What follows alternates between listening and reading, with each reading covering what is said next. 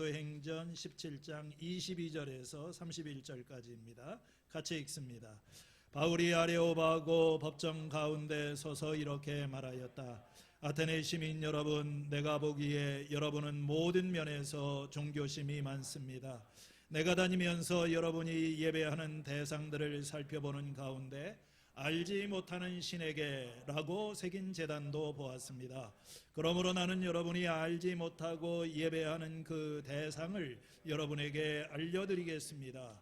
우주와 그 안에 있는 모든 것을 창조하신 하나님께서는 하늘과 땅의 주님이시므로 사람의 손으로 지은 신전에 거하지 않습니다.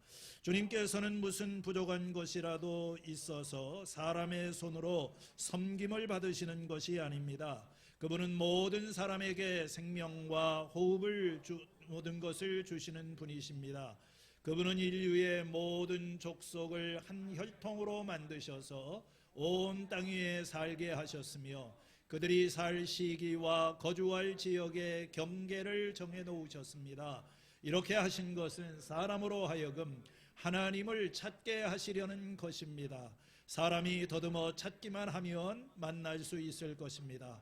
사실 하나님은 우리 각 사람에게서 멀리 떨어져 계시지 않습니다.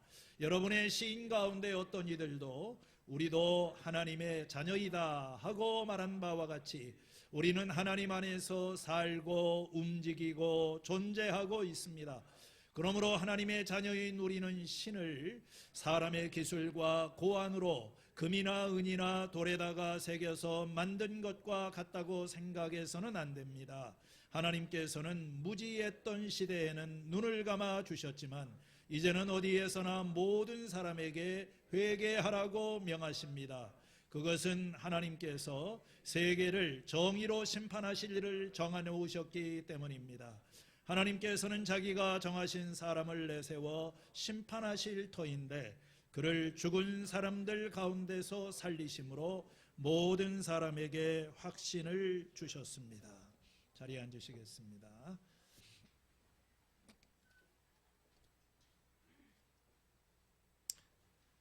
대림절이라고 하는 말은 한자로 기다릴 대자에다가 림 하면 이제 강림한다, 오신다고 하는 거죠. 예수님의 오심을 기다리는 이 성탄을 앞두고 4주간의 그런 시간입니다. 여기서 우리가 기다린다고 하는 것은 이 무엇에 대한 그런 기다림인가? 크리스마스를 앞에 두고 성탄절을 기다리는구나, 이렇게만 생각할 수 있는데 사실 이 대림절의 의미는 우리를 구하러 오시는 이 메시아에 대한 어떤 기대와 소망에 집중하는 시기입니다. 이 대림절의 기간 동안에 우리는 베들레헴 마구간에서 탄생하신 메시아를 찾아볼 뿐만 아니라 역사의 마지막 순간에 다시 오실 메시아를 소망하기도 하는 것입니다. 예수님께서 이 세상에 오신 목적은 잃어버린 자를 찾아 구원하기 위해서다고 하셨습니다. 자기 목숨을 버려서 대속물로 주기 위해서 오셨다고 하였습니다.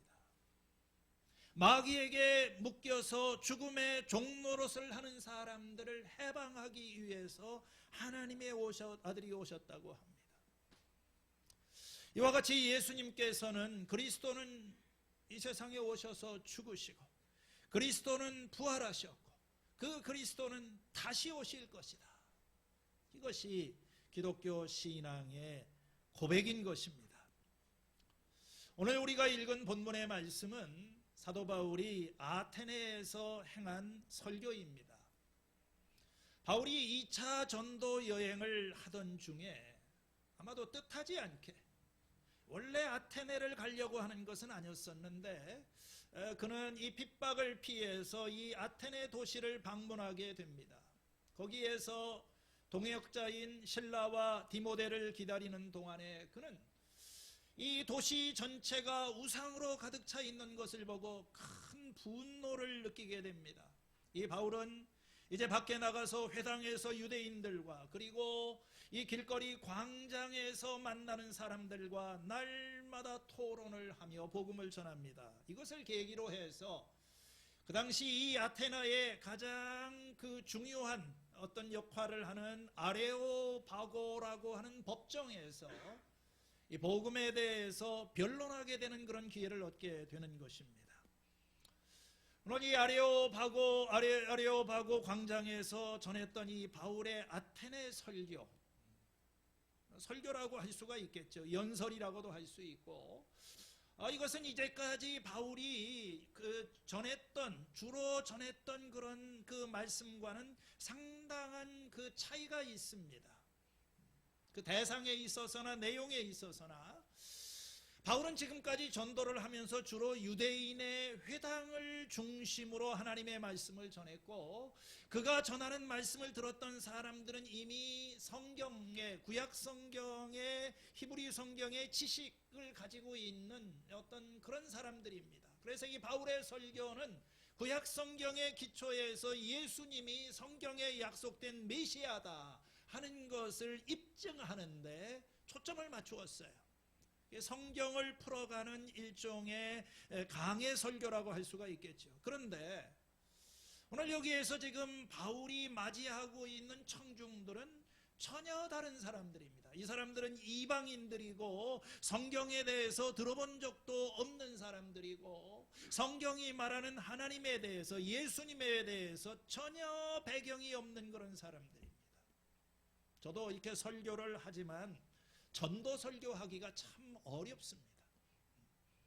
이렇게 오래 설교를 했으니까 우리 교회 다니시는 분들에게 제가 성경에 입각해서 말씀을 풀어나가는 설교는 괜찮은데, 전혀 교회를 안 들어보고 복음에 대해서 들어본 적이 없는 사람들에게 이 뭐라고 어디서부터 시작을 해야 되나, 이게 접촉점이 있어야 되는데요. 그래서 바울은 유대인들에게 설교를 할 때에는 그 조상들을 끌어오고 또 율법을 끌어오고 구약의 스토리를 얘기를 합니다.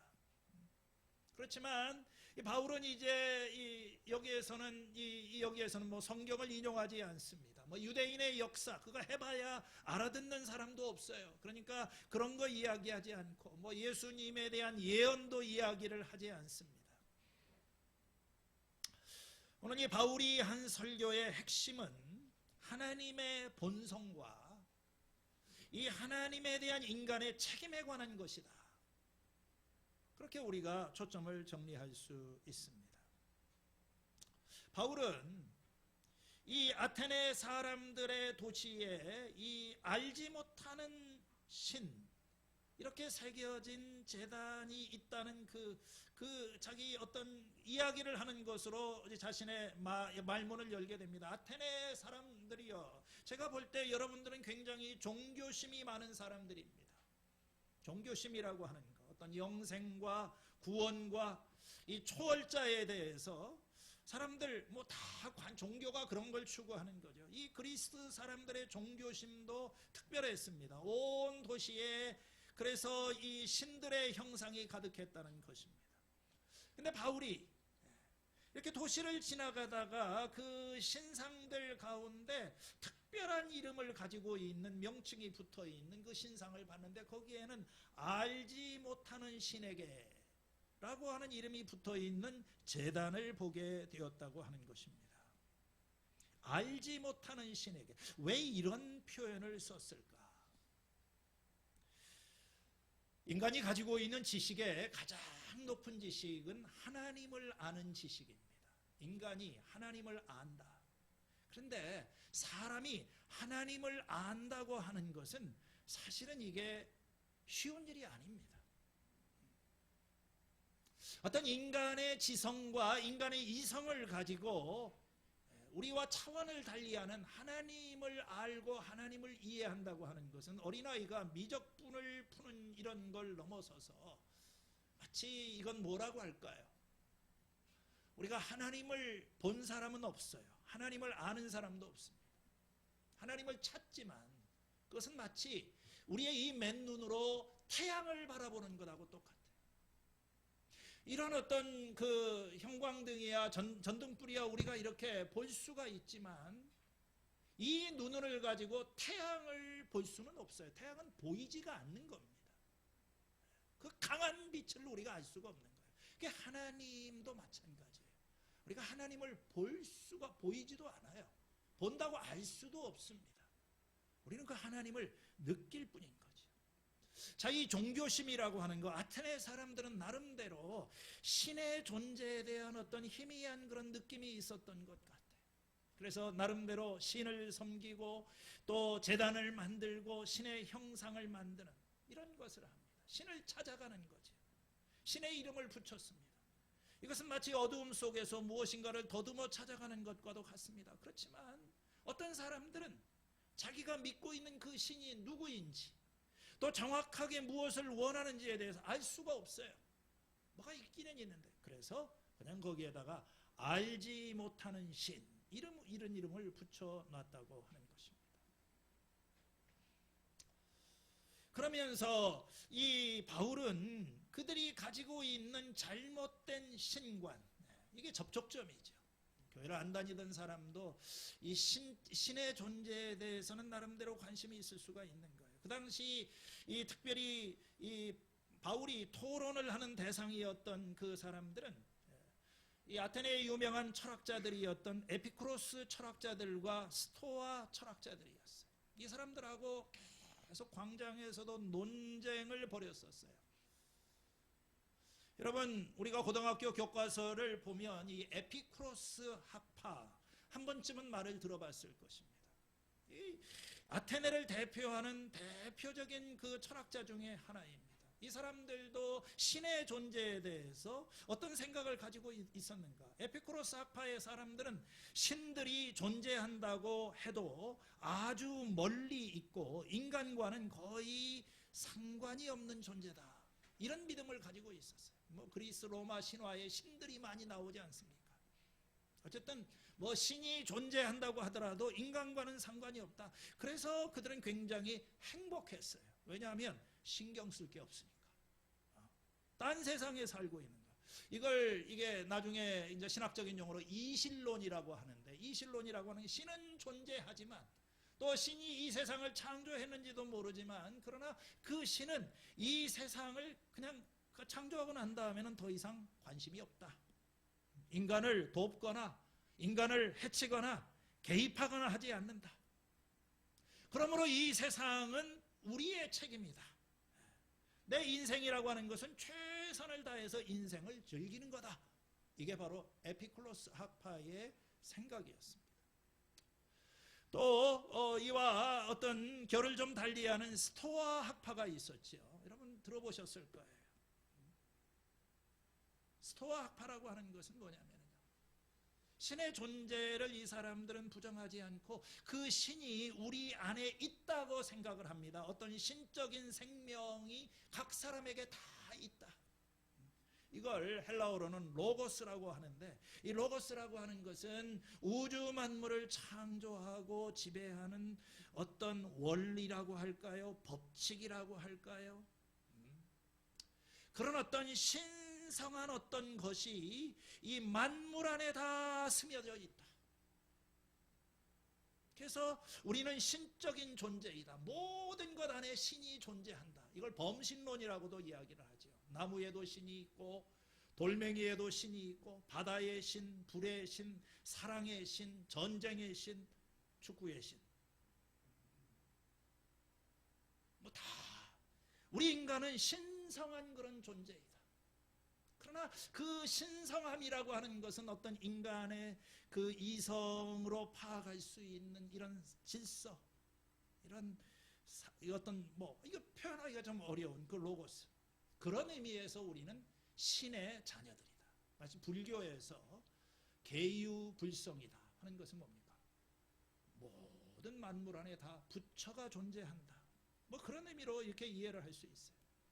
이것이 그들이 가지고 있는 그 신관의 대표적인 예라고 볼 수 있습니다. 바울은 이제 오늘 이 말씀의 그 짤막한 설교를 하면서 이 아테네인들의 잘못된 견해를 바로잡아주면서 성경이 말하는 참 하나님은 어떤 분이신지에 대해서 이야기를 하는 거예요.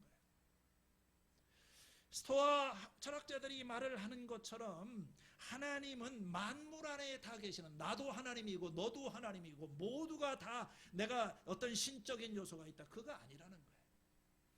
하나님은 한 분이시고 그 하나님은 우주 만물과 그 안에 있는 우주와 그 안에 있는 만물을 창조하신 분이다. 그 하나님은 하늘과 땅의 주인이 되시고 사람의 손으로 만든 무슨 신전 안에 거하는, 뭐가 좀 부족해가지고 인간의 섬김을 받아야 되는 그런 분이 아니라는 것입니다. 그분은 만물의 주관자가 되시고 그 한 분이신 하나님께서 인간의 생명과 호흡과 모든 것을 주관하신다. 바울은 지금 그런 얘기를 하고 있는 것입니다. 에피쿠로스 학파의 사람들이 말하는 것처럼 신은 존재할지 모르지만 나하고 상관없어. 내가 그걸 어떻게 알아? 신이 존재하는지도 모르고 또 존재한다고 하더라도 뭘 원하는지도 모르고 나와는 멀리 있는 존재다. 현대인들이 그렇죠. 신경 안 쓰고 삽니다. 하나님이 계신지 안 계신지. 바울은 오늘 이 성경적인 하나님은 어떤 분인가? 하나님은 가까이 계신다. 그 하나님께서는 우리를 찾으신다. 우리는 그 하나님을 찾아 만날 수 있다. 하나님께서는 우리 인간에게 무관심하신 것이 아니라 우리 인간들이 살 시기와 거주할 지역의 경계를 다 이렇게 놓으시고 이 모든 것을 아주 가까이에서 우리 인생의 모든 것을 살피고 계시는 그런 분이시다. 이런 여러 가지 이야기를 한 다음에 하나님은 창조주 하나님이 계시다. 인간의 손으로 만들지.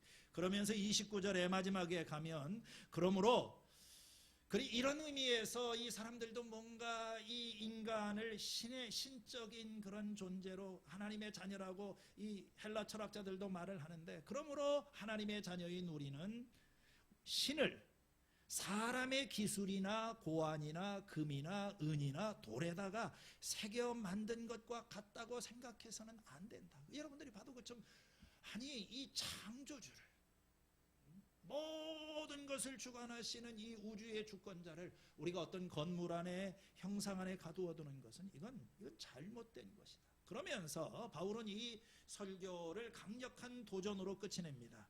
그게 오늘 살펴보고자 하는 이 30절과 31절인데요. 30절에 보면 하나님께서는 무지했던 시대에는 눈을 감아 주셨지만 이제는 어디에서나 모든 사람에게 회개하라고 명하십니다. 자, 여러분들 여기 보면은요, 하나님께서는 무지했던 시대, 이걸 다른 말로 표현하면은 알지 못했던 시대에는 눈을 감아 주셨다. 바울은요, 이 설교의 끝부분에서 그가 처음에 거론했던 주제로 다시 돌아가는 거예요. 뭐라고 그랬었죠? 나는 돌아다니다가 여러분들이 알지 못하는 신에게 라고 성경을 보았습니다. 그 알지 못하는 신을 내가 여러분들에게 알려드리겠다. 오늘 이 설교의 끝부분에서도 하나님께서는 알지 못하던 시대에는 하나님께서 눈을 감아주셨다. 그러나 이제는 어디서나 모든 사람에게 회개하라고 명하셨다. 이게 설교의 결론입니다. 바울은 여기에서 시대를 둘로 구분하고 있는 거예요. 하나는 알지 못하던 시대입니다. 다른 하나는 이제, 다시 말하면 지금이죠. 이 알지 못하던 시대에는 예수님의 십자가와 부활 사건 이전의 시대입니다. 이제는 십자가와 부활로 말미암아 시작된 구원의 새로운 시대를 시작하고 있는 거예요. 알지 못하던 그 시대, 예수님이 오시기 전에 인류는 어둠 가운데 있었어요. 하나님을 알지 못했습니다. 구원의 길을 알지 못했습니다. 그래서 그들은 이 하나님에 대한 참 지식이 없이 이방신들을 섬기고 우상을 섬겼어요. 그런데 알지 못하던 시대에 그렇게 할 때는 하나님께서 그냥 눈을 감아주셨다. 이게 참 재밌는 표현이죠. 하나님께서 안 보신 것처럼. 이게 무슨 뜻일까요? 죄 짓는 걸 뻔히 알면서도 죄 안 진 것처럼 봐주셨다는 말일까요? 그런 뜻은 아닙니다. 죄 짓는 걸 아시지만 심판을 당장 심판하지 않으시고 너그럽게 봐주셨다는 거예요. 사도행전 14장 16절에서 바울은 루스드라 사람들에게 이렇게 말을 했습니다. 지난 세대에는 하나님께서 모든 민족이 그들 자신의 길을 걸어가도록 허락하셨습니다. 자기 방식대로 살아가도록 그냥 버려두셨다는 거예요. 그들이 하나님을 거역하고 죄의 길을 걸어가고 있지만 즉각적으로 심판하지 않고 하나님께서는 그냥 참아주셨다는 것입니다. 지나간 세대에는 하나님께서 이렇게 하나님을 모르고 죄 가운데 있는 것을 눈 감아주셨지만 이제는 바울은 이제 예수님이 오신 다음에 우리는 역사의 새로운 순간에 살고 있다 그렇게 주장을 합니다. 무지의 시대가 끝이 난 거예요. 이제 새로운 일이 일어났습니다. 새로운 지식이 주어진 것입니다. 하나님의 아들 예수님께서 이 땅에 오셔서 복음을 선포하시고 죽으셨다가 다시 살아나셔서 구원을 성취하신 것입니다. 그 전에는 특별히 이방인들은 하나님을 알 길이 없었어요. 성경도 없었습니다. 그러나 이제 예수님이 세상에 오셨고 부활하심으로 말미암아 복음이 그들에게 선포되었고 새로운 시대가 열리게 되었다. 이제부터는 하나님께서 회개하라. 회개하라는 말이 뭘까요? 돌이키라는 거예요. 이제 예수님이 오셔서 부활하시고 난 다음에 그 세상에서는 하나님께서 그냥 눈 감아주지 않으십니다. 복음을 들은 사람들, 이미 복음을 알고 있는 이 사람들에 대해서 돌이키라고 이야기를 하는 거예요. 지금까지는 여러분들이 알지 못해서 하나님이 아닌 다른 것들을 붙잡고 우상을 하나님으로 삼아서 살아왔는지 모르지만 이제는 돌아서야 한다는 거예요. 금과 은으로 신을 만들 수 있다. 그 신들이 사람의 손으로 만든 집에서 산다 하는 이런 생각 버리라는 거예요. 이제는 하나님을 믿고 하나님께로 돌아서야 한다. 그것이 오늘 이 바울이 이 설교의 결론인 것입니다. 왜요? 왜 돌아서야 됩니까? 왜 우리는 삶의 방식을 바꾸어야 됩니까? 그 이유가 31절에 나오죠. 자, 우리 31절 말씀은 오늘 우리가 조금 더 깊이 있게 생각해 보려고 합니다. 같이 한 목소리로 읽으시겠습니다. 시작. 그것은 하나님께서 세상을 정의로 심판하실 날을 정해놓으셨기 때문입니다.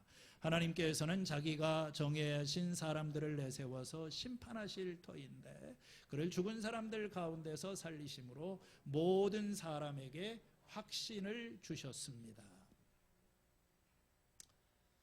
자, 왜 회개를 해야 되느냐? 지나간 시대에는 하나님께서 그냥 눈 감아주셨지만 이제는 회개하라. 왜?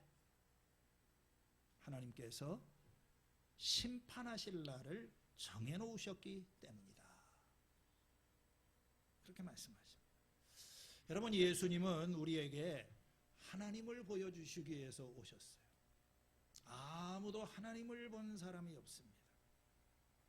그런데 아버지 품속에 계시는 독생하시는 하나님이 나타나셨어요. 참 이게 신비죠. 말씀이 육신이 되어 우리 가운데 거하시게 됩니다. 하나님을 보기를 원한다면 이제는 우리가 예수님을 보아야 되는 거예요. 나를 본 자는 하나님을 보았다. 어두운 데서 빛이 비치라 말씀하셨던 그 하나님께서 예수 그리스도의 얼굴에 있는 하나님의 영광을 아는 빛을 우리 마음에 비추셨느니라. 고린도후서 4장 6절에 나오는 말씀이죠. 여러분, 하나님을 볼 수 없어요. 하나님은 보이지 않습니다. 그런데 사람이 되시는 하나님, 그 예수 그리스도의 얼굴에 하나님의 영광, 나타난 그 영광 빛을 비춰주셨어요. 하나님이 저런 분이시구나 하는 것을 예수님을 통해서 알게 된다는 거예요. 자, 그리스도의 얼굴에 나타난 하나님은 어떤 하나님이신가요? 그분은 사랑이십니다. 이것이 우리가 신약 성경이 계속해서 말을 하고 있는 아주 중요한 그런 메시지인 것입니다. 예수님이 오셔서 보여주신 하나님은 사랑의 하나님이신 거예요. 아무도 지금까지 하나님을 본 사람은 없습니다. 그러나 우리가 서로 사랑하면 하나님이 우리 가운데 거하시고 또 하나님의 사랑이 우리 가운데 완성이 된다고 했어요. 왜요? 하나님은 사랑이시기 때문에. 그 이전에는 사람들이 이 하나님이 사랑이신 것을 알지를 못했어요. 그러나 사람이 되시는 하나님, 인간의 고통 속으로 뚫고 들어오시는 하나님, 우리의 아픔과 고통을 외면하지 않으시는 하나님, 예수님께서 이 땅에 계시면서 보여주신 그 모습 자체가 이 사람을 향한 하나님의 마음, 하나님의 생각, 하나님의 성품, 하나님이 하시는 일을 보여주신 것입니다. 그래서 예수님의 십자가는 하나님의 사랑의 절대적인 표현이죠. 그러나 이게 전부가 아닙니다. 또 다른 한편에서 성경은 하나님은 심판하시는 하나님이라고 말을 합니다. 우리가 사랑의 하나님을 너무 강조하다 보면 이 심판이라고 하는 주제를 놓치기가 쉬운 거예요. 하나님께서 사랑이 많으시다고 하는 것이 인간이 잘못한 게 분명히 있는데도 그냥 대충 넘어가고 눈 감아주신다, 이런 의미가 아니라는 것입니다. 하나님은 심판하세요. 참 이것이 우리들에게 다시 한번 참 무겁게 느껴지는 그 주제이지만, 심판이 있다고 하는 것은 마지막에 하나님께서 끝이 있다는 거죠. 기독교의 이야기는 무슨 돌고 같은 일이 계속해서 반복이 되고, 불교나 힌두교에서 이 얘기를 하는 것처럼 끝이 없는 이야기가 아닌 거예요. 무슨 이야기를 시작을 했는데 마지막에 종결이 되지 않는 이야기, 얼마나 참 우리를 힘들게 하는가. 여러분, 창조가 있고, 그리고 이 하나님께서 우리를 부르셨으면 역사의 마지막 날에 이 끝을 내시는 그런 날이 있을 것이다. 그것은 심판의 날이다. 그 심판은 전 세계적인 것이 될 것이다. 세상을 심판합니다. 살아있는 모든 자를 하나님께서 심판하십니다. 죽은 자와 산 자와 높은 자와 낮은 자가 다 포함이 됩니다. 무덤 속에 있는 사람들이 다 그의 음성을 들을 때가 온다. 선한 일을 한 사람들은 부활하여 생명을 얻고, 악한 일을 한 사람들은 부활하여 심판을 받는다. 우리는 모두 그리스도의 심판대 앞에 서게 되는 거예요. 그래서 각 사람은 선한 일이든지 악한 일이든지 몸으로 행한 일을 따라서 마땅한 보응을 받게 될 것이다.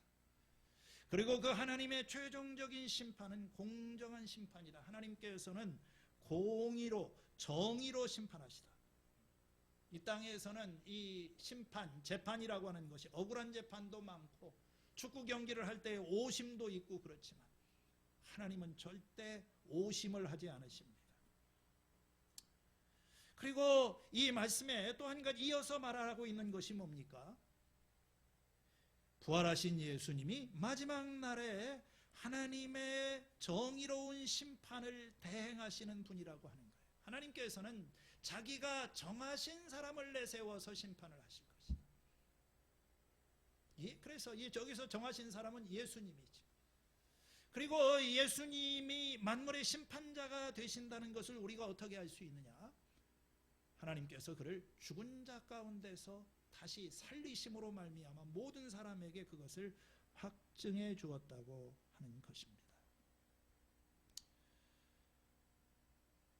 저는 지난 한 주 동안에 날씨가 추워서 그런지 좀 제 가까이 있는 사람들의 장례를 3건을 부고를 받았습니다. 주말에는 원천교회에 있던 우리 집사님의 부친께서 돌아가셨다는 부고를 받았고요. 그리고 수요일 날에는 우리가 함께 기도했던 그 정한나 씨, 이분이 갑자기 소천하셔서 또 가서 입관 예배를 드리고 왔습니다. 그러고 나니까 또 그 다음 날인가 우리 가정교회 하면서 만나는 목사님 동생이 젊은 나이인데 갑작스럽게 또 세상을 떠났다고 하는 그런 이야기를 들었습니다. 여러분, 우리가 살면서 여러 가지 많은 문제들이 있지만 사실 우리를 가장 힘들게 하는 문제는 죽음일 것입니다. 죽음은 정말 큰 문제지. 우리가 풀지 못하는 문제입니다. 그러나 인생의 가장 큰 문제는 사실 죽음이 아닙니다. 죽음 이후지요. 심판입니다. 한 번 죽는 것은 사람에게 정하신 것이고 그 뒤에는 심판이 있다.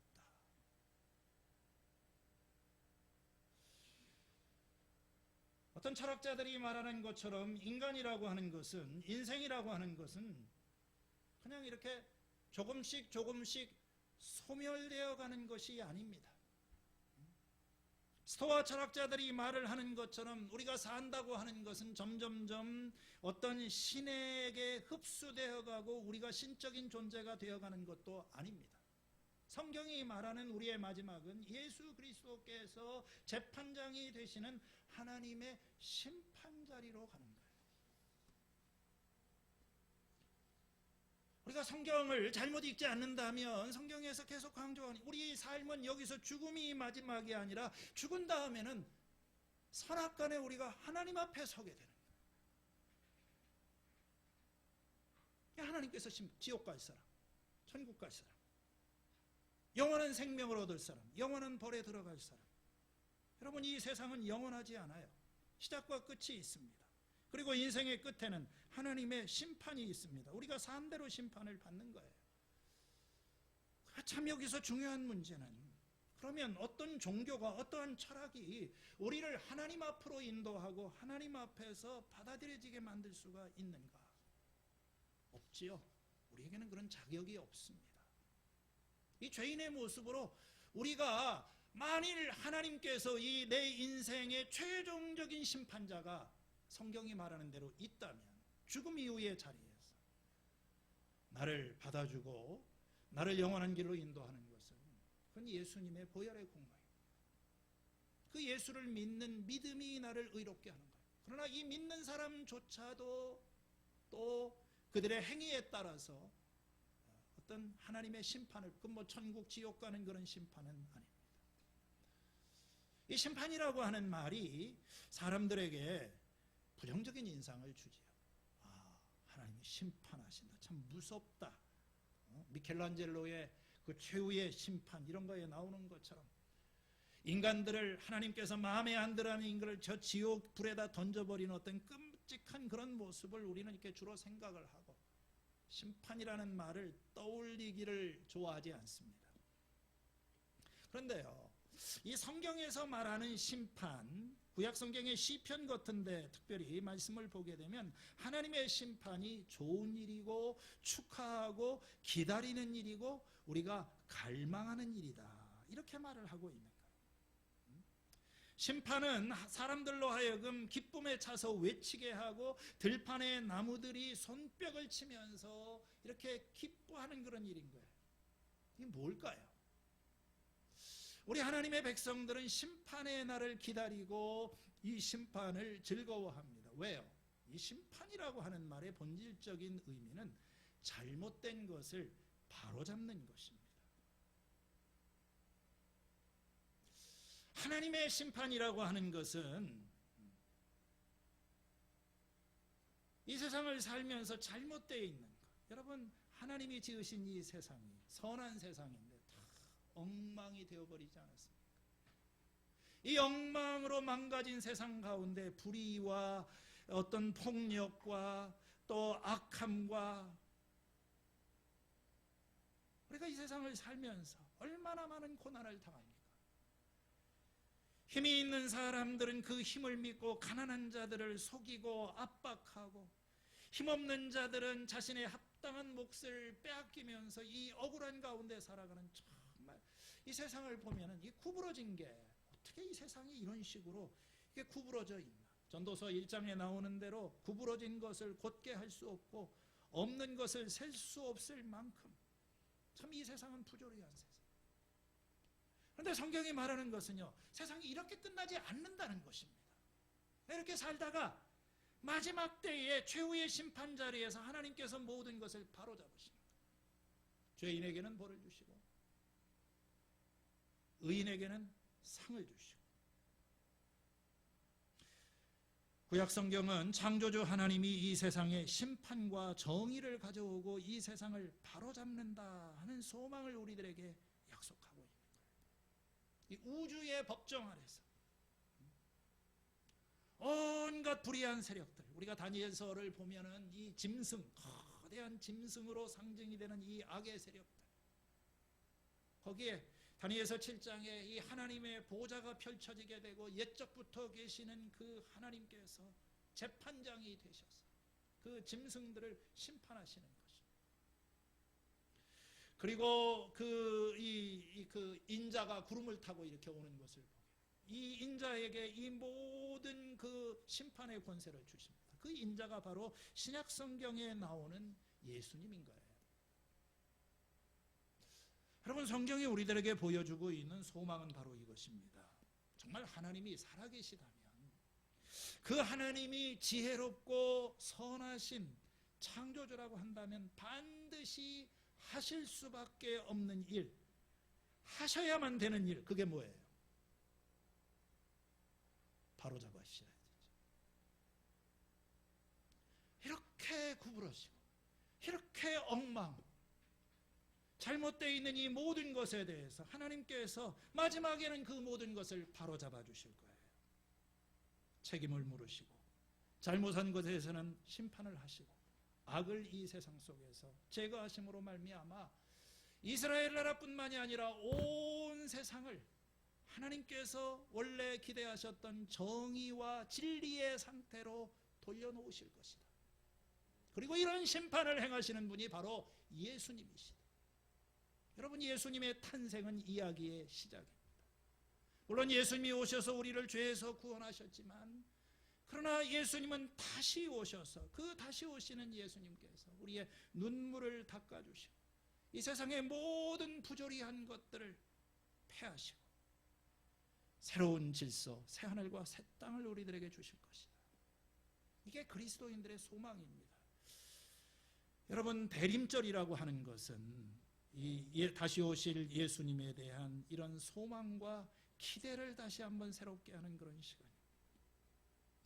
이 대림절 기간에 우리는 이 땅에 오신 예수님을 기념할 뿐만 아니라 역사의 마지막에 오실 예수님을 기다리는 거예요. 초림의 예수, 처음 오신 예수는 우리를 구원하시는 분으로 오셨지만, 재림하시는 예수는 역사의 마지막에 심판자로 오셔서 모든 것을 바로잡으시는 그런 분이다. 예수님 오셔야 되지. 2000년 전에 오시고 난 다음에 우리를 위해서 구원해 주시고 이제부터는 너희들이 알아서 살아라. 아니지요. 아니지요. 아직도 정리되지 않은, 아직도 엉클어져 있는 이 세상 가운데 병들고 억압당하고 구조적으로 어떤 고질병 속에서 이 악의 세력에 눌려있는 사람들을 구원하시기에 예수님 다시 오셔야 돼요. 처음에는 우리를 죄에서 구원하시기 위해서 이 세상에 오셨지만, 그러나 마지막에는 그 악의 뿌리를 뽑으시고 승리하시는 그날, 우리가 여러분 사도신경이라고 하는 거 들어보셨어요? 네. 우리 교회에서는 잘 안 하는데 있죠. 여기 우리 찬송가에도 보면 있습니다. 전능하사 천지를 만드신 하나님 아버지를 믿사오며 그의 아들 우리 주 예수 그리스도를 믿사오니, 이 기독교 신앙을 요약해 놓은 거거든요. 이는 성령으로 잉태하사 동정녀 마리아에게서 나시고 본디오 빌라도에게 고난을 받으사 십자가에 못 박혀 죽으시고 장사한 지 사흘 만에 죽은 자 가운데서 살아나시고, 예수님의 생애를 요약적으로 말합니다. 하늘에 오르사 전능하신 하나님의 우편에 앉아 계시다가 그 다음에가 뭐예요? 저리로서 산 자와 죽은 자를 심판하러 오시리라. 이게 기독교 신조의 굉장히 중요한 그런 부분입니다. 여러분, 이 땅에 오셨던 예수님은 부활하셔서 하나님 우편에 계시지만 그 예수님께서는 다시 오셔서 거기로부터 오셔서 심판을 행하실 것이라고 하는 것입니다. 하늘을 찢고 오실 거예요. 우리는 그걸 기다리고 있는 것입니다. 예수님의 재림은 그 덮개가 벗겨지는 날이에요. 그 예수님이 이제 완전한 모습으로 이 세상에 나타나시는 그날, 사람들은 그때가 되게 되면 박수를 치든지 경악을 하든지 둘 중에 하나일 것입니다. 이 세상의 죄인들은, 이 악한 존재들은 감히 그 예수님을 바라보지 못하고 어둠 속으로 비명을 지르면서 추락을 하게 될 거예요. 그게 지옥이고 심판입니다. 그러나 오늘 이 주님 안에서 의롭다함을 받고 주님을 기다리는 사람들에게 이 재림의 소식은 위로가 되고 소망이 되는 것입니다. 이 대림절의 기간 동안에 우리는 악의 권세를 정복하신 그리스도의 승리의 시작, 그리고 그 마지막을 축하하면서 하나님께서 우리 안으로 들어오시고 우리 각자의 삶에 바로 그 승리를 가져다 주시고 우리의 심령이 새로워지고 우리를 새롭게 창조해 주시기를 간구하는 것입니다. 여러분, 이 대림절의 영성이라고 할까요? 이 대림절의 의미가 뭘까요? 우리는 기다립니다. 역사의 마지막 순간이 되면 처음 오셨던 그 예수님께서 다시 오시는 그날에 예수님의 사역이 완성이 되고 사탄의 권세가 결박을 당하고 다시는 눈물과 고통이 없는 새하늘과 새 땅이 펼쳐질 것이다. 소망이지. 이 소망이 우리들에게 의미하는 바가 뭡니까? 악이 결코 영원하지 않다는 거예요. 살인과 음모, 폭력, 전쟁, 이런 것으로 얼룩져져 있는 신문을 접하면 세상에 대한 우리의 생각은 그저 부정적인 것이 될 수밖에 없어요. 말기 환자가 가득한 병원이나 정신착란, 우울증에 걸려있는 사람들이 가득한 감옥을 우리가 찾아간다면 우리는 이 세상을 비극적인 관점에서밖에 바라볼 수밖에 없어요. 가난한 사람들, 굶어 죽는 사람들, 인간성을 말살하는 이 잘못된 정치 체제 밑에서 억압을 당하고 있는 사람들을 바라본다면 우리의 관점은, 세상에 대한 관점은 비극적이 될 수밖에 없어요. 하지만 그게 끝이 아닙니다. 성경은 다시 오실 예수님에 대해서 얘기를 하고 있어요. 그리스도의 재림이 우리에게 분명히 말하는 것은 이 세상의 악이 끝장이 났다. 예수님께서 오셔서 이 악의 권세를 결정적으로 파하시는 그런 날이 오고 그들은 불태워지게 될 것이다. 재림에 대한 이 소망, 다시 오실 예수님에 대한 소망은 하나님께서 승리하셨고 하나님이 통치하시고 하나님의 영원한 나라가 있다고 하는 소망을 우리들에게 갖게 합니다. 이 소망이요, 감사하지 않습니까?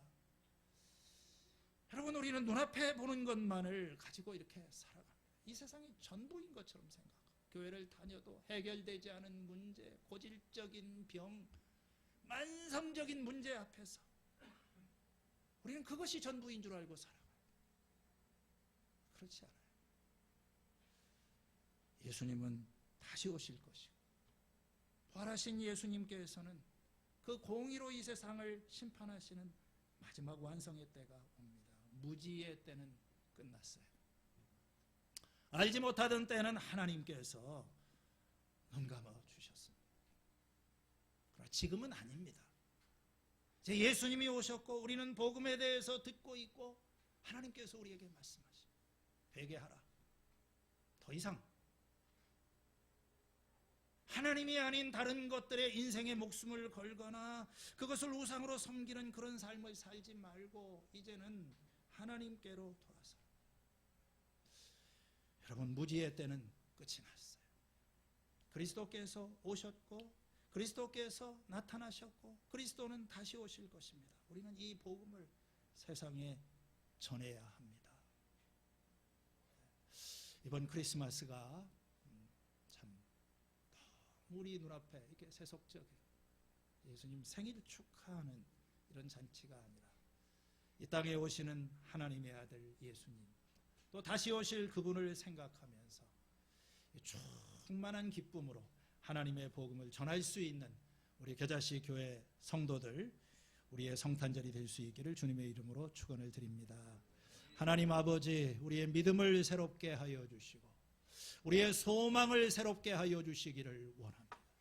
눈에 보이는 것이 전부이고 눈에 보이는 현실 때문에 우리가 낙심하고 있다면 눈을 열어주시어서 부활하신 주님, 다시 오실 주님, 우리가 하나님의 나라를 소망하는 기대와 소망으로 가득한 우리의 대림절 성탄절이 되게 하여 주시옵소서. 예수님의 이름으로 기도하였습니다. 아멘.